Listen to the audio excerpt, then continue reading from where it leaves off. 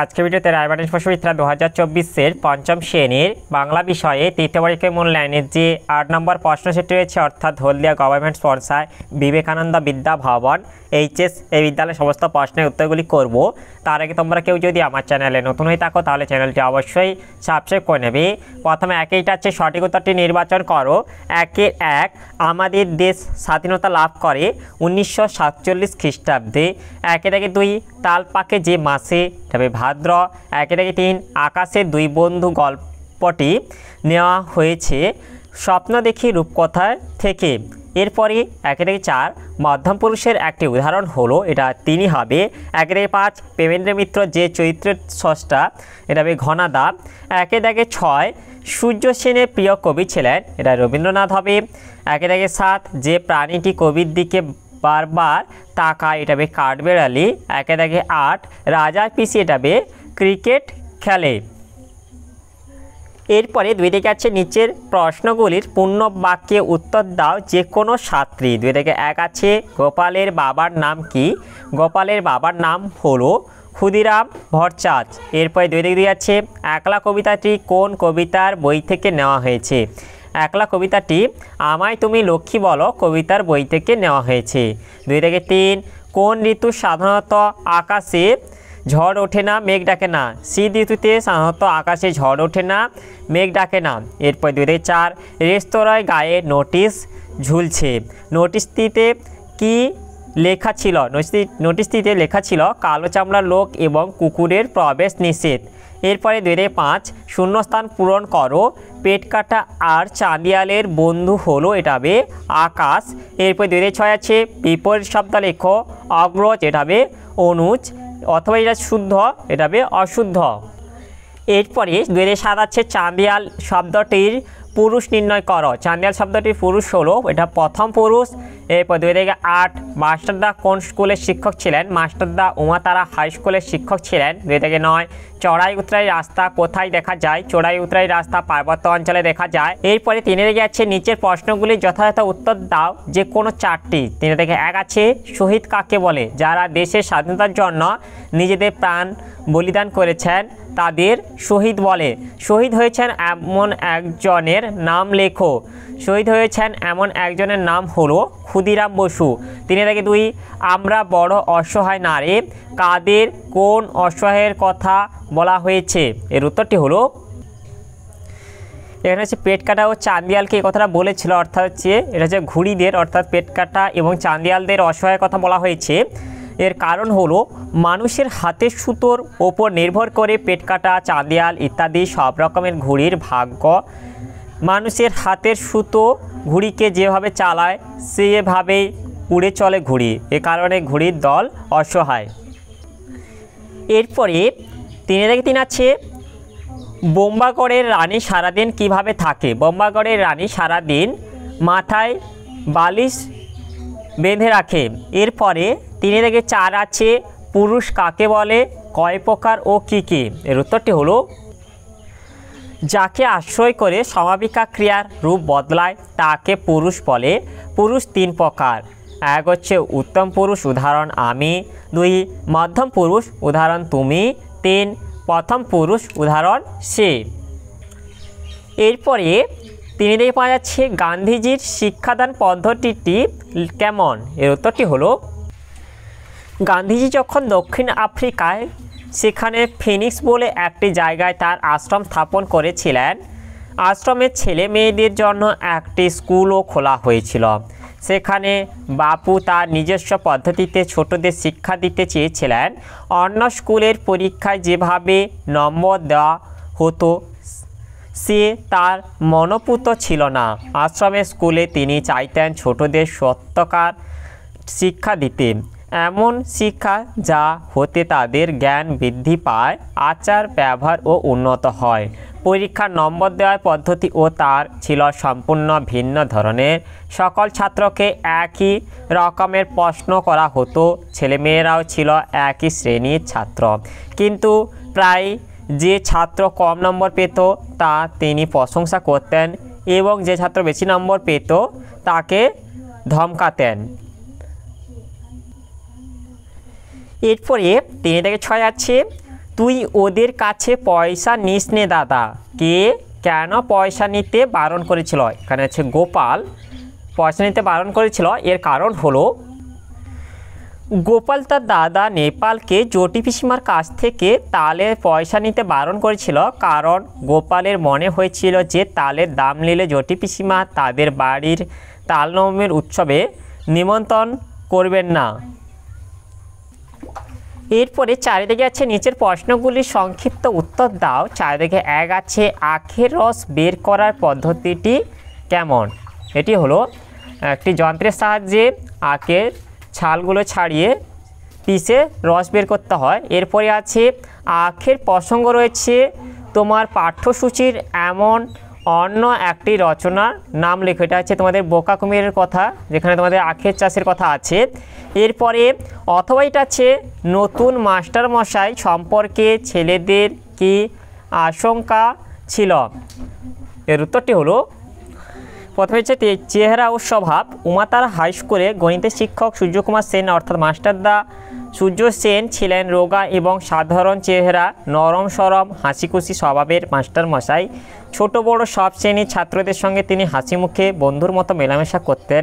বিশেষ ব্যক্তিত্ব, সহজ এবং সাদাসিধে মানুষ হলেও তাকে কোনো ছাত্রই কখনোই ঠকাতে পারত না। তিনি শুধু বুদ্ধিমানই ছিলেন না, ছিলেন ব্যক্তিত্ববানও। তাই তাঁর চোখের দিকে তাকিয়ে কেউ মিথ্যে কথা বলতে বা অন্যায্য কথা উচ্চারণ করতে সাহস পেত না। ছাত্ররা বুঝতে পেরেছিল যে তাদের এই শিক্ষক মশাই মানুষটি অন্যরকম আদর্শ শিক্ষক। তার অনুপ্রেরণাতেই ছাত্ররা ভরে উঠে শরীরচর্চা করত, প্রায়শই সংস্কৃত স্তোত্র আবৃত্তি করত। ছাত্রদের তিনি রামকৃষ্ণ বিবেকানন্দের আদর্শে উদ্বুদ্ধ করতেন এবং রবীন্দ্রসঙ্গীত চর্চা ও রবীন্দ্র সাহিত্যের পাঠে উৎসাহিত করতেন। এরপরে যেটা আছে অবশেষে উভয়ের মধ্যে কেমন সম্পর্ক গড়ে উঠলো? এটা হবে অবশেষে উভয়ের মধ্যে বন্ধুত্বের সম্পর্ক গড়ে উঠলো। চারিদিকে আছে আকাশে উঠতে থাকা দুই বন্ধুর বন্ধুত্ব কিভাবে অটুট থাকলো? এর উত্তরটি হলো এই যে তোমরা এখান থেকে প্রথমে লিখে দেবে যে মানুষ সুতোর সাহায্যে ঘুড়িদের গোলাপ বানায়, তাই পেট কাটা ও চাঁদিয়াল ঘুড়ি দুটি পরস্পরের সুতো ছিঁড়ে নিজেরাই নিজেদের মুক্ত করার সিদ্ধান্ত নিয়েছিল। পেট কাটা ও চাঁদিয়াল নিজেদের পরিকল্পনার মতো একে অপরের সুতোয় জড়িয়ে ধরে প্রাণপণে টান দিল, ফলে সুতো ছিঁড়ে দুটো ঘুড়ি মুক্ত হয়ে গেল। এরপর তারা খুশিতে মাথা নাড়াতে নাড়াতে আকাশের বুকে উড়ে গেল। এইভাবেই তাদের পরিকল্পনা শেষ পর্যন্ত সফল এলো এবং তাদের বন্ধুত্ব অটুট থাকলো। এরপরে চারিদিকে অথবা এটা আছে চুনির মা জটি পিসিমার বাড়িতে গিয়েছিল কেন? চুনির মা জটি পিসিমার বাড়িতে গিয়েছিল ডাল ভাঙতে। জটি পিসিমার আসল নাম কি? জটি পিসিমার আসল নাম হলো হরিমতি। তার তালের প্রয়োজন হয়েছিল কেন? তার তালের প্রয়োজন হয়েছিল কারণ তাল নবমীর ব্রত উপলক্ষে। এরপরে 5 দাগে আছে নিচের প্রশ্নগুলির নিজের ভাষায় উত্তর দাও। 5 দাগে 1 আছে আগুন লাগিয়েছে টেলিফোন আর টেলিগ্রাফের অফিসেও, কারা এমন করেছিল, কেন করেছিল? এর উত্তরটি হলো মাস্টারদা সূর্য সেনের নেতৃত্বে চট্টগ্রাম শহরের একদল সাহসী ছেলে এমন কাজ করেছিল। পরাধীন ভারতবর্ষে যোগাযোগের সবথেকে দ্রুত মাধ্যম ছিল টেলিফোন ও টেলিগ্রাফ। চট্টগ্রামে ইংরেজ শাসকরা যাতে দেশের অন্য প্রান্তের সঙ্গে যোগাযোগ না করতে পারে, তাই প্রথমেই এই দুটো অফিসে আগুন লাগানো হয়েছিল। এরপরে 5 থেকে 2 আছে বর্ষা রাতে গোপালের তাল কুড়োনোর অভিজ্ঞতা সংক্ষেপে বর্ণনা করো। এর উত্তরটি হলো তাল নবমীর আগের দিন খুব ভোরে ঘুম থেকে উঠে পড়েছিল গোপাল। তখন টিপ টিপ করে বৃষ্টি পড়ছিল। তার মধ্যেই ভিজতে ভিজতে সে এক ছুটে চলে গেছিল গ্রামের পাশের তাল দিঘির ধারে। তাল পুকুরে তালের বনে ঢুকে তাল খুঁজতে শুরু করেছিল গোপাল। সে জলের ধারে একটি বড় আর কালো কুচকুচে তাল পেয়েছিল। এছাড়া গোপাল গোটা 3 ছোট তাল পেয়েছিল। এতগুলো তাল বওয়ার সাধ্য না থাকায় ছোট্ট গোপাল 2টি তাল নিয়ে হাজির হয়েছিল জটি পিসিমার বাড়িতে। এরপরে অথবা এটা আছে আকাশের দুই বন্ধু গল্পে প্রকৃতির বৈচিত্র্যময় সুন্দর রূপটি কিভাবে ফুটে উঠেছে তা বর্ণনা করো। এর উত্তরটি হলো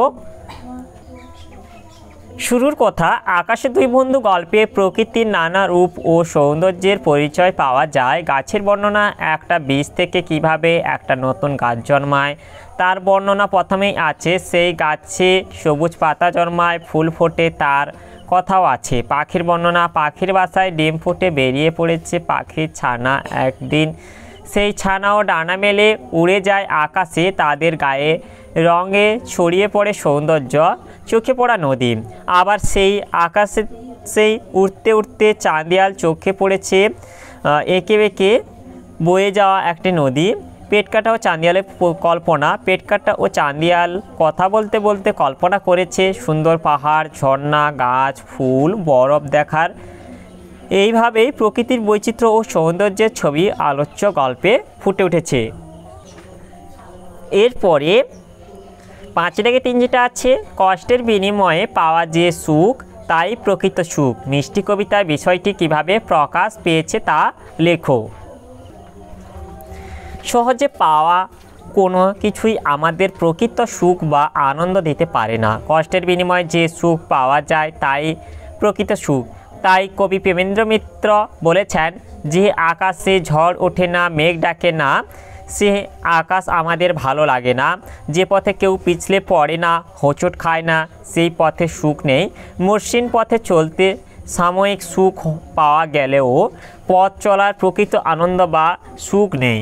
কবি বলেছেন, বরং পথ হোক ভাঙাচোরা, পথে থাক চড়াই উতরাই, পথ চলার সময় আকাশে থাকুক রোদ্দুর, থাকুক ঝড় বৃষ্টি, এমন পথে দীর্ঘ সময় হেঁটে লক্ষ্যে পৌঁছালে তবেই প্রকৃত সুখের সন্ধান পাওয়া যায়।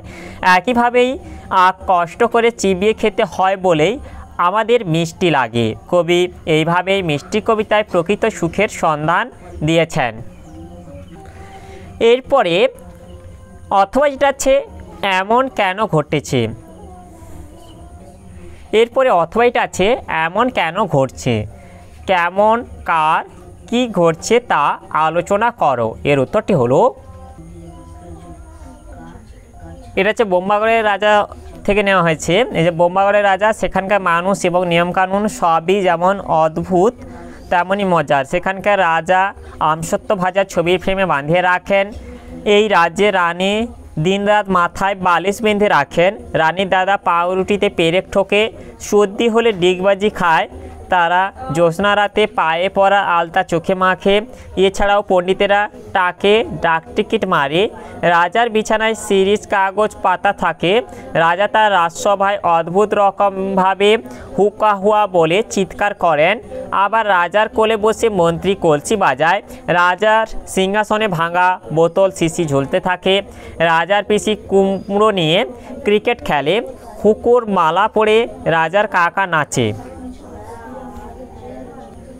এইসব ঘটনা ঘটছে। এরপরে 5-4 আছে, তখন আমি একলা তো নই। তখন বলতে কখন, এটা হবে কবি যখন একলা থাকেন তখন। আর এরপর যেটা আছে আমি বলতে কার কথা বলা হয়েছে, এখানে আমি বলতে কবির কথা বলা হয়েছে। তিনি একলা নন কেন, এর উত্তরটি হলো, কবি যখন একলা থাকেন তখন কবির সঙ্গে থাকে সবুজ গাছপালা আর তার ভিতর দিয়ে চলে যাওয়ার পথ। এছাড়াও কাঠবেড়ালি, গাছে ঝরা পাতা, এমনকি শাল বা তাল সুপুরির বর্ণ কবির সঙ্গে থাকে।